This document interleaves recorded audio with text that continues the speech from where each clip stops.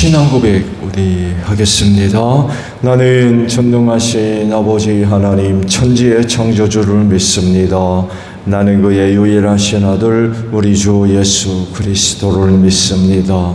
그는 성령으로 잉태되어 동정녀 마리아에게서 나시고 본디오 빌라도에게 고난을 받아 십자가에 못 박혀 죽으시고 장사된 지 사흘 만에 죽은 자 가운데서 다시 살아나셨으며 하늘에 오르시어 전능하신 아버지 하나님 우편에 앉아 계시다가 거기로부터 살아있는 자와 죽은 자를 심판하러 오십니다. 나는 성령을 믿으며 거룩한 공교회와 성도의 교제와 죄를 용서받는 것과 몸의 부활과 영생을 믿습니다. 아멘. 찬송가 95장이에요.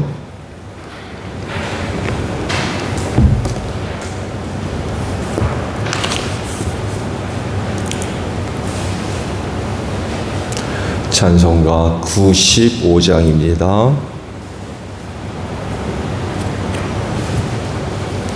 나의 기쁨 나의 소망 되시며 나의 생명이 되신 주 밤낮 불러서 찬송을 드려도 늘 하신 마음 뿐일세.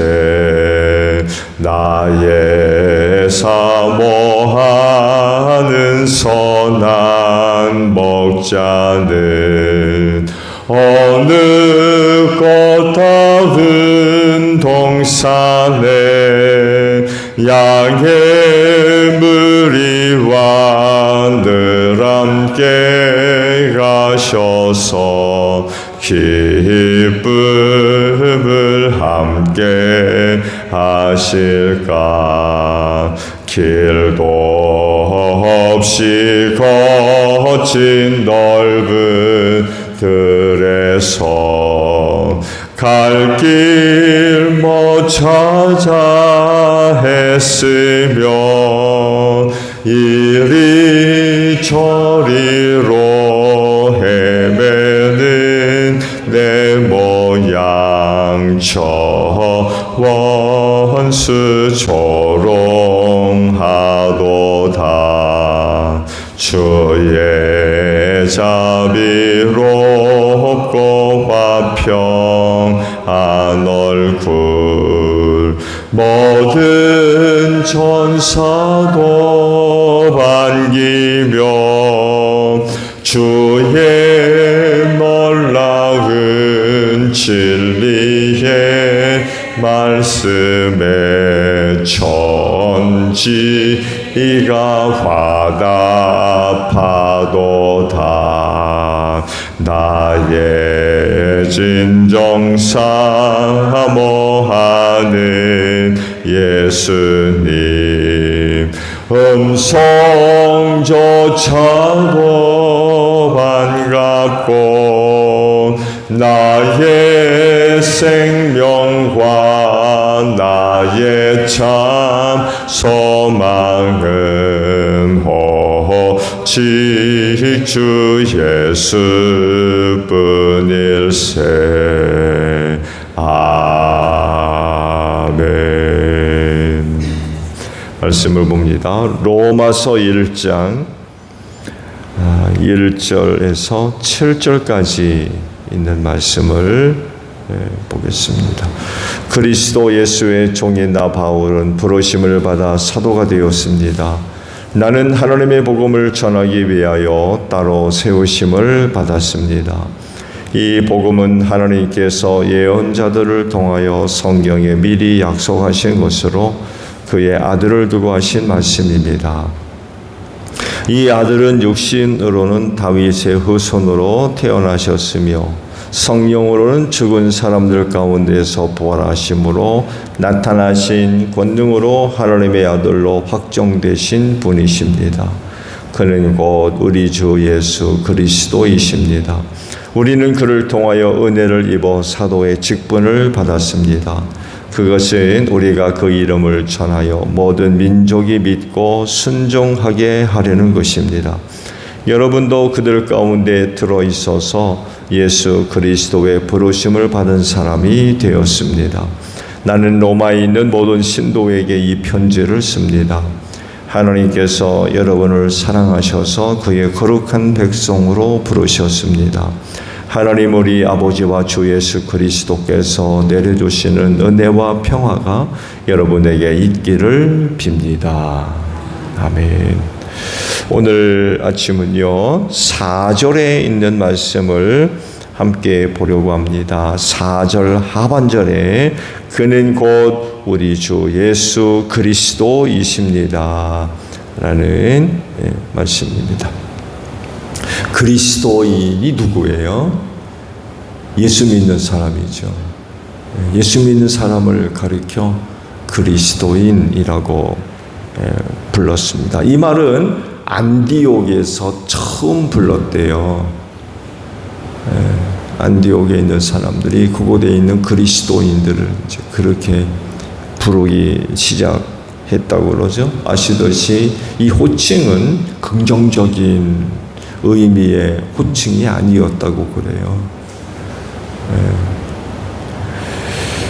거의 조롱이나 비웃음, 부정적인 그런 그 의미가 담겨 있는 그런 호칭이었다고 합니다. 우리나라 말로 바꾸면 예수쟁이쯤 될 것 같아요. 예수쟁이. 쟁이라고 하는 것은 전문적인 그런 그 일을 하고 있는 그런 의미가 있는 단어인데, 쟁이 하게 되면 좀 낮춰 부르는 그런 의미가 좀 있거든요. 무슨 쟁이 하면 전문가로서의 인정하는 그런 의미보다는 좀 낮추어서 부르는 그런 의미가 있어요. 우리나라 말로 굳이 바꾼다면 예수쟁이 이런 의미가 있는 호칭이라 할 수 있죠. 근데요, 안디옥 사람들이 예수 믿는 사람들을 그렇게 불렀다는 것은 그들의 존재가 특별했다는 얘기예요. 그들의 존재가 사람들에게 잘 드러나지 않았다 그러면 그렇게까지 부르지는 않았을 겁니다. 그렇게 부를 정도면 눈에 띄었다는 얘기예요. 눈에. 그 많은 사람 가운데 그리스도인이 얼마나 되겠습니까? 그렇잖아요. 근데 예수 믿는 사람을 가리켜서 그렇게 불렀다는 얘기는 눈에 띄었다는 얘기예요. 왜 눈에 띌까요? 다르기 때문에 그래요. 달라서. 금방 티가 나는 거예요. 아시듯이 로마 문화가 그렇게 긍정적인 문화가 아니거든요. 당연히 다신론이고요. 아주 생활들이 부패하고 타락한 그런 그 문화였거든요. 그런 곳에서 예수 믿는 사람들의 생활이 어떻겠습니까? 금방 다른 거예요. 금방. 남들과 분명하게 구별되고 그 구별됨이 눈에 띄니까 좋게 보지를 않는 거예요. 다 오른쪽으로 가는데 혼자 왼쪽으로 가니까 금방 눈에 띄잖아요. 다 서 있는데 뭐 앉아 있다든지 그럼 눈에 금방 띄잖아요. 타락한 문화와 다른 생활을 하다 보니까 금방 눈에 뜰 수밖에 없죠. 그렇다 보니까 시기, 질투, 경계 이런 것들이 있을 수밖에 없어요. 그만큼 또한 그리스도인으로서의 생활도 쉽지가 않았겠죠. 여러 가지 많은 불편하고 어려운 그런 그 모습들이 틀림없이 있게 되었을 겁니다. 근데 중요한 건 그들이 뭘 믿느냐는 거예요. 뭘 믿는 사람들이었는가. 신앙이죠. 예수를 믿는 사람들이었기 때문에 무엇보다도 그 예수를 어떻게 알고 또 뭘 믿느냐. 이게 사실 무엇보다도 중요한 거죠. 당연히 그 신앙을 이야기한다면 진짜 신앙, 참된 신앙이 이야기될 수밖에 없죠. 잘못 알고 잘못 믿는다고 하면 그 신앙은 헛된 거죠.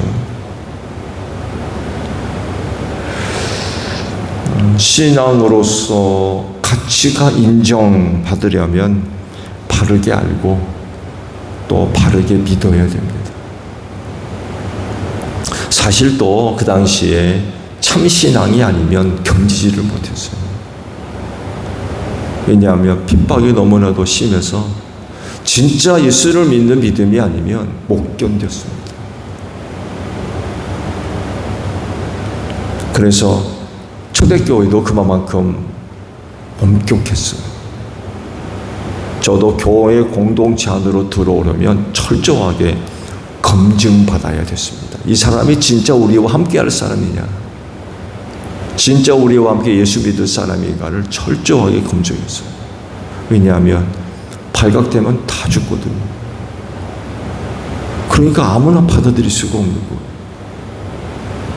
정말 끝까지 자기 목숨 내걸고 예수 믿을 사람이냐, 아니면 조금만 어려워도 배도하고 그만둘 사람이냐. 사실 이 문제로 인하여서 순교당한 그리스도인들을 참 많이 있어요. 배도한 사람들이죠. 목에 칼들이 되고 황제냐 예수냐 누가 주냐 라고 물었을 때 참된 신앙이 아니면 칼 끝에 다 무너지는 거죠. 그 공동체 다 고발해버리고. 그러니 한 사람 잘못되면 그 공동체 전체가 다 죽는 거예요. 그래서 초대교회도 이 부분에 있어서는 굉장히 엄격했습니다. 진짜 예수 믿는 사람이냐, 진짜 예수 믿을 사람이냐, 이거를 철저하게 검증을 했던 거죠. 그러니까 그 어려운 때 신앙을 지킬 수가 있었던 거죠. 이런 면에서 오늘 주신 말씀이 굉장히 중요한 것들을 우리에게 말씀을 하고 계세요. 즉 신앙의 대상이신 예수가 누구냐라는 것을 몇 가지로 간략하게 기록을 하셨어요. 그리스도인 하면 예수를 믿는 사람들인데 믿는 예수가 누구냐는 거예요. 이 부분에 있어서만큼은 분명해야죠. 내가 믿는 예수가 누구냐? 이건 분명히 알아야 돼요. 그걸 몇 가지를 기록을 하셨습니다. 먼저 하나님의 아들이라고 하십니다. 하나님의 아들. 두 번째는 육신으로는 다윗의 후손. 다윗의 후손. 그리고 세 번째로 언급되고 있는 것이 성령으로 부활하신 분. 이렇게 세 가지가 예수에 관하여 언급이 되고자 있습니다. 그 예수님의 정체가 뭐냐? 그거죠. 예수님이 누구냐? 그래서 적어도 예수를 믿는다라고 하면 이 부분만큼은 알고 믿고 있어야 된다는 거예요.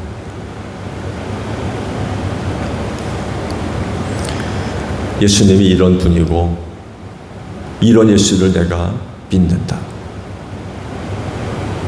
사실 간략한 세 가지지만 어느 것 하나라도 빼놓을 수 없는 그런 부분이죠. 가장 기초적인 그런 부분에 해당되는 내용들이라고 할 수 있습니다. 근데요, 당시 그 세대의 가치나 사람들이 갖고 있는 이해, 철학적 사고나 또 이해 속에 예수에 관련된 부분들을 믿는 것이 쉽지가 않았습니다. 그런 것들을 받아들이고 또 이해할 수 있는 바탕이 그 시대 사람들에게는 전혀 마련이 되어 있지를 않았어요. 그래서 복음이 들어가서 사람들로 하여금 그 복음을 받아들이고 믿는데 굉장히 어려움이 있었습니다. 굉장히 어려움이 있었어요. 여러분, 그것을 그 어려운 가운데에도 복음이 들어가서 사람들로 하여금 예수를 믿게 만들었던 아주 굉장히 중요한 것 하나가 있죠. 그게 뭐예요? 성령의 능력이었어요. 성령의 능력. 사도들의 사역 앞에 성령의 능력의 역사들이 나타나잖아요. 대단히 중요한 수단이 되었습니다. 오늘날에도 예수와 관련된 이야기들 쉽지 않습니다. 예수님 당시에도 그랬는데요. 기적을 보여줘도 안 믿어요. 당신이 하나님의 아들 되심, 메시아 되시고 다윗의 후손이며 또 성령의 능력으로 부활하신 그 예수, 부활하실 예수, 사람들로 하여금 자기를 믿게 하려고 얼마나 많은 표적과 기적을 행했는지 몰라요. 유대 지도자들이 와서 그러잖아요. 기적 좀 행해봐라. 표징을 한번 행해봐라. 그럼 우리가 믿겠다. 그러면 이전에는 예수님이 표징을 안 했다는 얘기입니까? 아니거든요. 많은 표징을 보여줬는데도 불구하고 와가지고 또 표징을 보여달라는 거예요. 그러면 표징을 보여주면 그들이 믿을 거냐? 안 믿을 거라는 거예요. 예수님 시대에도 예수 믿는 게 쉽지가 않았습니다. 그만큼 유대교가 완고했다는 얘기죠. 완고했다는 얘기예요. 예수에 대해서 참 안타깝죠. 안타까워요. 근데 오늘날에는 쉽겠습니까? 초대교회 당시도 마찬가지입니다. 쉽지가 않은 거예요.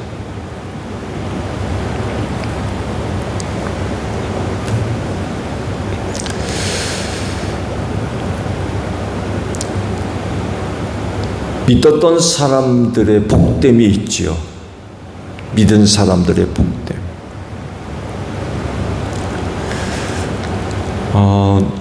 제자들을 그 대표적으로 우리가 얘기할 수 있는데, 예수님과 함께 하면서 저들의 눈으로 보고, 주들의 눈으로 보고, 귀로 듣고, 손으로 만져지고, 때로 어떤 경우에는 입으로 먹어보기도 하고,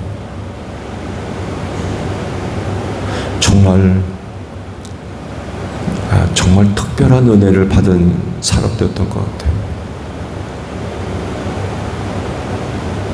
사람이 되신 하나님, 사람이 되신 하나님, 그 누구나 볼 수 있는 겁니까? 근데 예수님과 동시대의 사람들은 박스, 사람이 되신 하나님,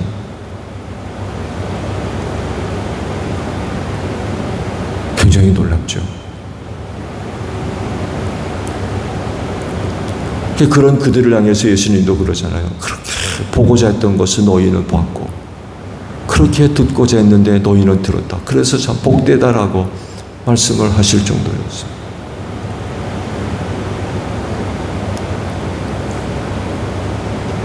근데 그 이후의 사람들은 그렇지 않죠. 그렇죠? 누군가에 의해서 이야기되어지는 걸 들을 뿐입니다. 그때 그 사람들처럼 보는 것도 아니고, 듣는 것도 아니고, 손으로 만질 수 있는 것도 아니고, 누군가가 예수에 관해서 전해주는 이야기를 들을 뿐이거든요. 근데 믿었다는 거.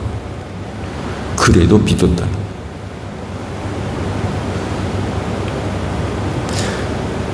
거. 은혜죠. 은혜. 왜 은혜예요? 구원받을 사람들. 하나님께서 구원받을 사람으로 삼으시고 그런 예수를 한 번도 본 일이 없고 그의 음성을 한 번도 들은 적도 없고 그의 손 옷자락 한 번도 만진 적이 없는데 믿게 하시는 거죠. 얼마나 큰 은혜인지 몰라요.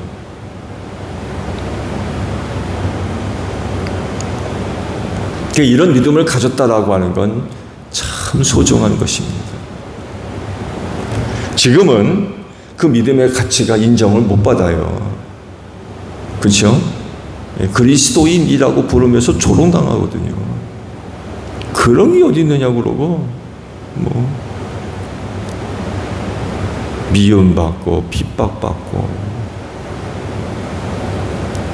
그렇지만 주님 오실 날이 다가오면 다가올수록 그 날이 이르면 이를수록 그 믿음의 소중함이 만천하에 드러나게 될 겁니다. 그래서 많은 사람들이 그때 예수 믿을 걸, 그때 예수 믿을 걸 하며 후회하는 사람들이 굉장히 많이 있을 것입니다. 여러분, 그때까지 오늘 여러분이 갖고 있는 믿음 잘 간직하시기를 바랍니다. 말세 여러 가지 어려운 일을 당할 때라도 믿음 잘 지키세요. 그 믿음 때문에 많은 어려운 일을 겪을 것이라고 그러셨는데 그렇다 할지라도 그 믿음 잘 간직하셔야 돼요. 유혹도 받을 겁니다. 유혹. 여러분이 갖고 있는 믿음을 깨뜨리고 변질시키기 위해서 거짓된 유혹이 있죠. 지금도 얼마나 많은 이단들이 있습니까? 앞으로는 적그리스도가 온다고 그랬어요. 그런 유혹이 있다 할지라도 오늘 여러분이 갖고 있는 믿음 잘 간직하셔야 돼요. 다른 거 믿으면 안 돼요. 적어도 오늘 말씀 보신 대로 예수가 누구냐? 라고 하는 그 부분에 대해서 다른 거 믿으면 안 돼요. 근데 오늘날에도 많은 사람들이 다른 거 믿는 거 얼마나 많습니까? 이랬다가는 큰일 납니다. 큰일. 정말 큰일. 별의 별 것을 다 보여주고 들려주고 느끼게 한다 할지라도 예수님이 누구이냐 라고 할 때 오늘 주신 말씀만큼은 우리는 분명히 붙잡고 있어야 되는 거죠. 별의 별 것이 다 보여도 오늘 내가 믿고 있는 예수 변해서는 안 돼. 봤다고 해서 따라가고 들었다고 해서 쫓아가고 그랬다가는 큰일 납니다.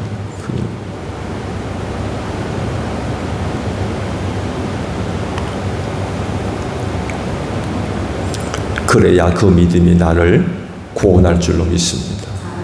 오늘도 믿음의 반석 위에 든든히 서는 여러분들이 되시기를 바랍니다. 주기도만 합니다. 하늘에 계신 우리 아버지, 아버지의 이름을 거룩하게 하시며 아버지의 나라가 오게 하시며 아버지의 뜻이 하늘에서와 같이 땅에서도 이루어지게 하소서. 오늘 우리에게 일용할 양식을 주시고 우리가 우리에게 잘못한 사람을 용서하여 준 것 같이 우리 죄를 용서하여 주시고 우리를 시험에 빠지지 않게 하시고 악에서 구하소서. 나라와 권능과 영광이 영원히 아버지의 것입니다. 아멘. 기도하겠습니다.